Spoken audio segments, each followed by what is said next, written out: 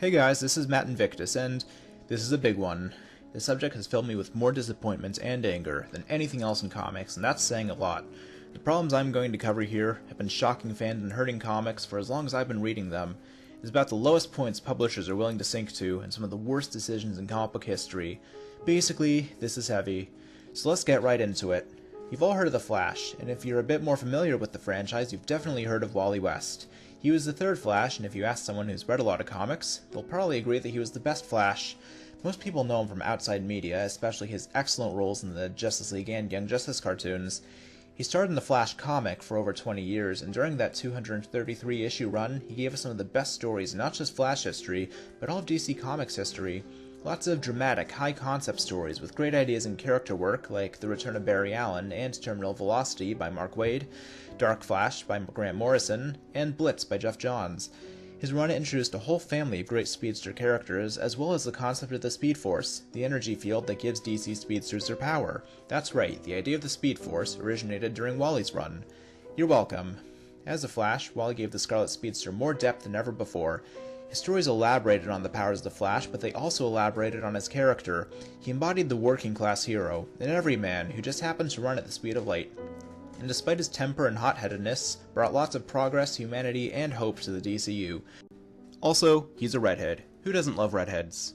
So this character is definitely a big deal to comic readers, but you probably wouldn't get that impression from how the company treats him, because DC has screwed up Wally West so badly, made so many horrible decisions with him for over a decade, you'd think that they hated the guy, and they probably do hate him, but we'll get to that in a bit.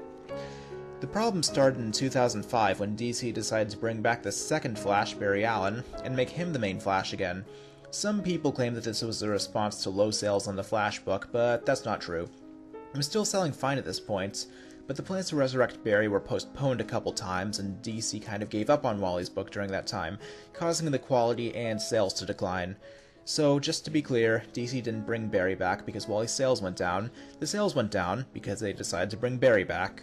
I should point out that my thoughts on Barry Allen as a character are not positive, but I'll do you guys a favor and spare you a rant about Barry. Again, you're welcome.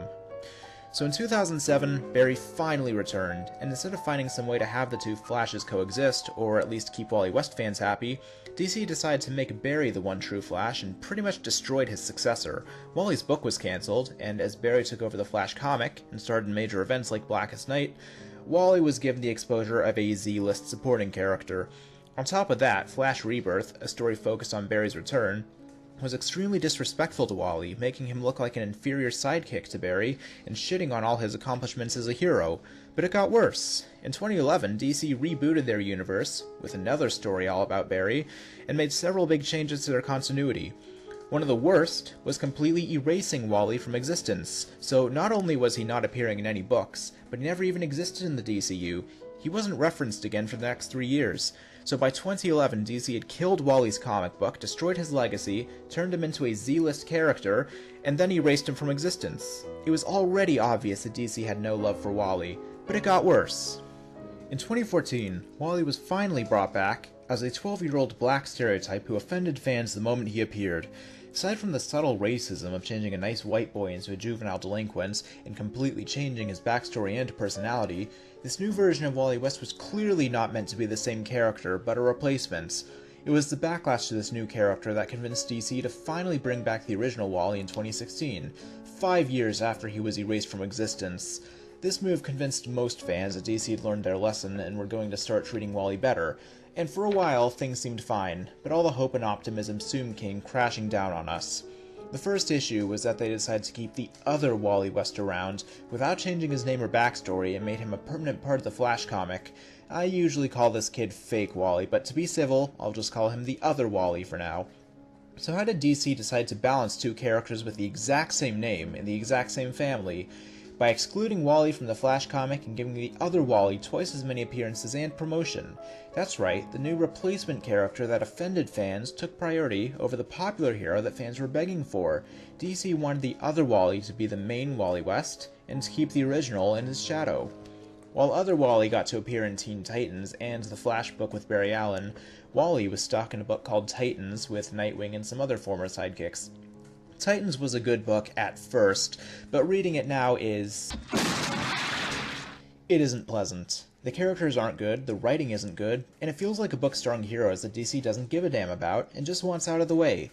It's not a good book to be stuck in. It doesn't even come out as often as The Flash. Titans never got the bi-monthly release schedule that Flash and many other DC books were given, so between the preference for other Wally, the bad stories, and the lack of company interest in the character, it seemed Wally was still being screwed over. But it got worse. In 2017, a story called Lazarus Contract came out. The final issue was Wally's worst treatment yet. It portrayed him as a coward who runs from his enemies out of fear for his life. It gave him a heart condition that limited his powers and made him a slow speedster. It made Wally look weak, selfish, and pathetic, for no good reason. This isn't character development, this is abuse. But, say it with me kids, but it got worse. That heart condition I mentioned, it killed him a few issues later. To be fair, it was during a heroic act, but the problem is that they did the exact same thing less than a year earlier. Wally's current role in the comics is to die using his powers. And guess who they got to bring him back to life? The other Wally, of course. Not content with giving Wally less appearances and character development, DC even killed him off in his own book, so they could use it to promote the other Wally. DC is always looking out for their fans. Wally's next major appearance will be in a storyline called Flash War, which will pit him and Barry Allen against each other. While it's nice to finally have him return to the main Flash book, the premise of the story does not bode well for Wally. I'll give the story a chance, and I hope it's good, but my advice to all Wally fans reading it would be keep lots of alcohol nearby. Besides the bad writing and character development, DC's lack of interest in a Wally West solo book has also drawn the anger of fans. Reminder that this character had a successful book for 233 issues, which is pretty damn impressive. When asked about the lack of a Wally solo, DC employees respond with a variety of excuses. It would be too similar to Barry's book, aside from the different personality, city, and supporting cast that every longtime Flash fan can tell you about. DC will put out 3 Batman, 2 Superman, and 2 Green Lantern books, but thinks that supporting 2 different Flashes would be redundant. The Flash franchise can't sustain multiple books at once. There's no evidence they can, except that it did sustain 2 books during the 90s with a character called Impulse. No disrespect to Impulse, but Wally and Barry are a lot more popular than he was. The Flash sells great, Titan sells well, no evidence my ass. Did I forget to mention the other multiple books that DC publishes? Giving Wally a book will draw readers away from Barry's book. Then why are there 3 Superman spin-offs and God knows how many Batman spin-offs at the moment? If Wally is so popular that he could draw readers away from Barry, why did they leave him out of the Flash? Now you could argue that the market wouldn't support multiple Flash books the way it does for others, but with the massive popularity of the Flash franchise and the massive demand for more Wally West and Flash spin-offs, that's not a very convincing excuse.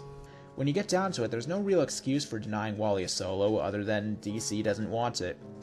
On a side note, I should mention that a version of Wally is on the Flash TV show on the CW, but I consider him to be A, closer to the other Wally in character, and B, not that likable overall, so I don't think it's anything to celebrate.